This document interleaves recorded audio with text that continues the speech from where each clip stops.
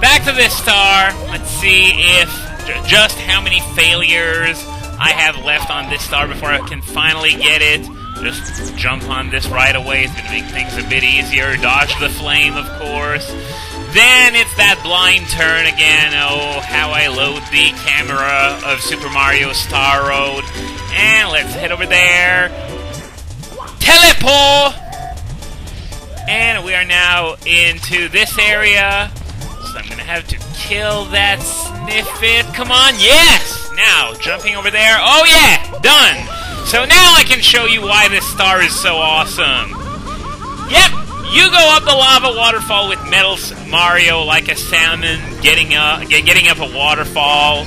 And it's things like that that just show you how much untapped potential the original Mario 64 has. Of course, there is still the potential to do even more than what this hack did. But for now, let's just celebrate getting our 100th star, and what a star it was! Next up, coin collecting, and they're generous enough to give us one red coin right away. I don't know why Skellux decided to put it there of all places. The next red coin over here is the one really bitch red coin, and if you can get it, you're pretty much good to go, because aside from this red coin, not all that difficult. In fact, I'm going to reword that, not difficult at all, and come on, land on the platform, yeah! And I even killed the Sniffit for good measure. So, now that I survived that, and yeah, it was a pretty tricky jump, because not only do you have to jump on the part of the platform that isn't submerged by lava, but you also have fireballs running around the place, and a Sniffit shooting at you. So nailing that jump can be a bitch sometimes. Over here, this red coin, very, very easy to miss. No, I pressed right on the analog stick, not up. Sorry about that, I just lost the music because of that. Speaking of the music in this place, I did mention in the last video that it was Bowser's Magma Mountain from Mario Party. And one interesting thing about this song is that if you listen closely, it contains part of the theme from Bowser's Castle in Super Mario RPG, which is weird considering that, as far as I know, it's Square Enix that owns the right to the song. In fact, Square Enix owns the rights to everything that is... No. Let's not slide all over the place. But yeah, they own the copyrights to everything that wasn't already a part of the... No, I didn't want to do that! Come on! No! Okay, at least I didn't land in the lava. That's good. All I have to do is make my way back up. So yeah, this is kind of surprising because, well, yeah, even Geno and Mallow are owned by Square Enix, and that's why they're basically never, ever, ever acknowledged in any kind of Mario-related media.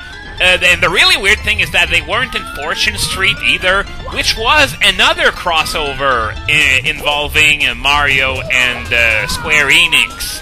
So, yeah, if you ever wonder, you know, why Super Mario RPG never gets acknowledged in anything, not even in Super Smash Brothers, although I know for a fact that the Forest Maze theme was, it's actually on the disc. No! Okay, good. But yeah, the song is on the disc, but it's an unused song. It never shows up at any point whatsoever in the game, presumably because they wanted to have in there, but wanted to avoid a lawsuit or something like that, so they decided to let it be. And it's kind of funny in a way because they had a much easier time getting Snake and Sonic in Brawl than characters that appeared once in a Mario game, of all places, which is it's kind of crazy when you stop and think about it.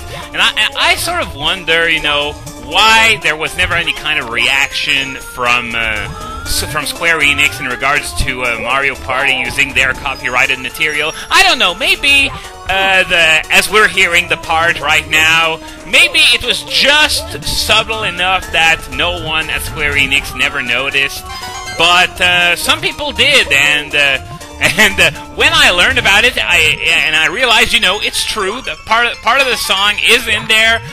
It was like, oh my god, did they really just do that? And that was kind of amazing.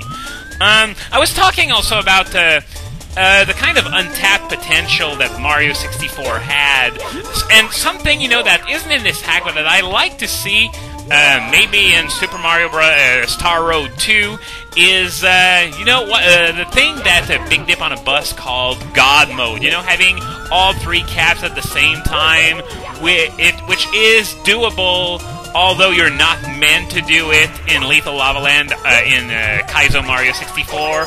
And the thing about this so-called God Mode is that when you get all 3 caps at the same time, well, the thing is that all the caps go out at the same time, and the cap that lasts the longest has priority over the other 2, and the wing cap lasts a lot longer than the other 2, meaning that the vanish cap and the metal cap would last for a lot longer if you have the wing cap on.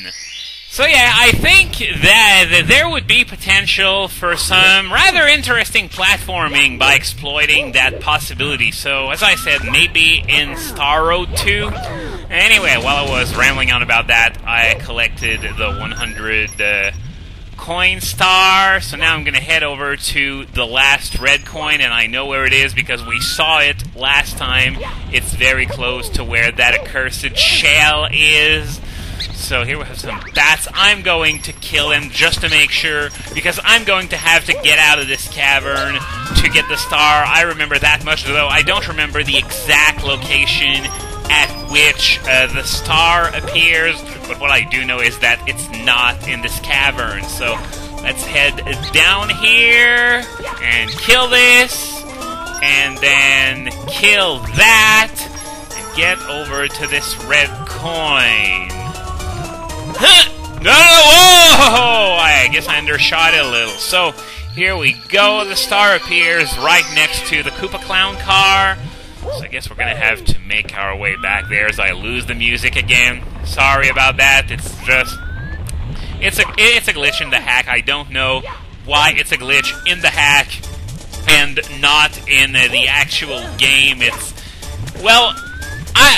you have to admit, though, that making a hack of this magnitude, a Mario 64 hack, not a Mario World hack, this is a lot more complicated because I would imagine that creating brand new levels in 3D is a lot more of a pain. So, yeah, this is a lot more advanced, so I guess it's folly to expect anything else than a few hiccups here and there.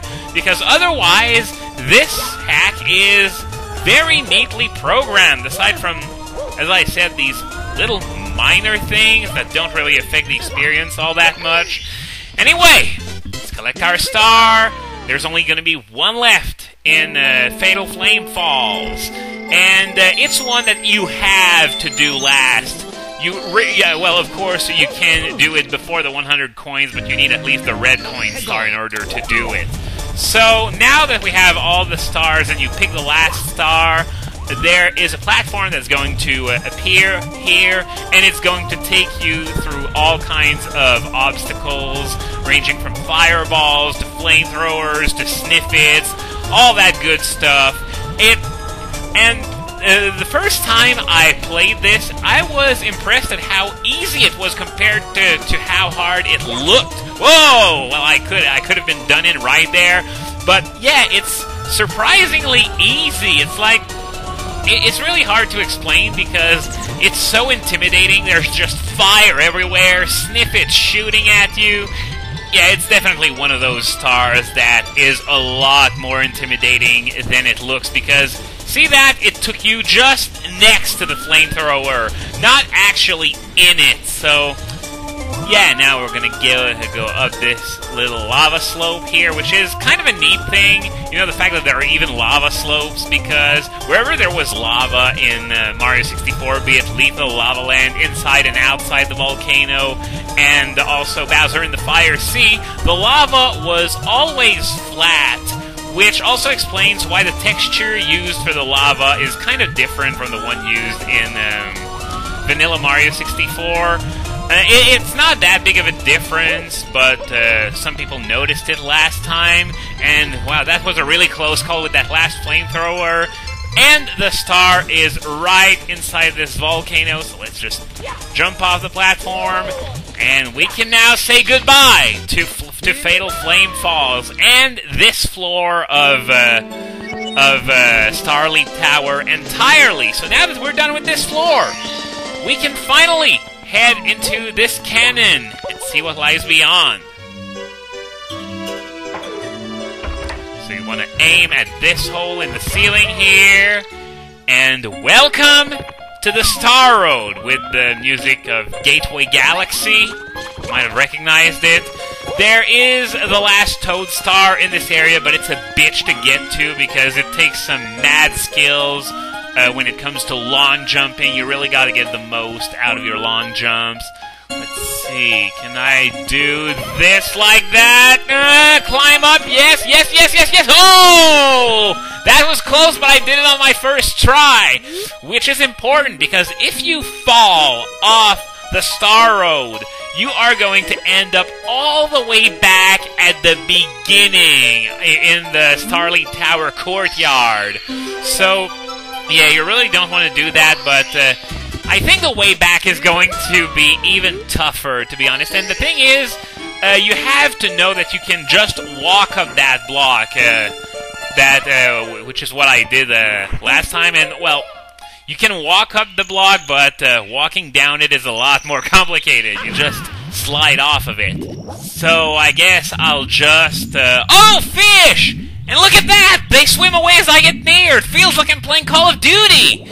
But yeah, I'm going to climb back up to the Star Road off camera, and I will see you in a moment. Okay, next level is that pipe all the way over here. Once again, to get to it, you're going to need some long jumping shenanigans, though of course you have a lot more breathing room since it's a main level. And I'm going to shut up now so you can enjoy the music in Bob-omb Battle Factory.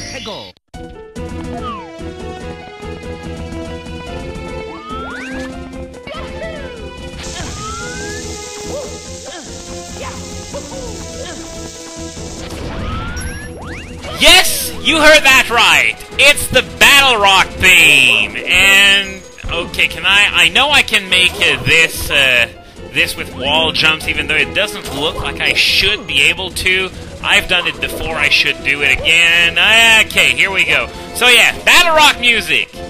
And unfortunately, it does not agree at all with the Mario 64 sound font. I honestly hate how it turned out because it's nowhere near as magnificent as the original did. Of course, it's a Nintendo 64 sound font, so I guess it can be understood, but I don't know. There are some other songs in the game that were pulled off a lot better than this using this primitive sound font, so it's just sort of a shame. And as you might have noticed, there's wind blowing out of these vents here. And as for these grating things that look like they're straight out of Banjo-Kazooie, they don't do anything right now, but they will do something later. Trust me on that. So, okay, I guess I'm going to have to pull... Okay. Somersault on a very narrow ledge it's not really my kind of thing. Over here we have a pipe that leads to instant death. Do not even think of wall jumping up to that area above, because if you fall into the pipe, you're going to be dropped into a room full of acid, and you're going to die. But if you succeed in getting up here, you get the star. So, that's going to be it for Part 21 of Super Mario Star Road. Next time, we're going to revisit Bob-omb Battle Factory and getting some more stars there.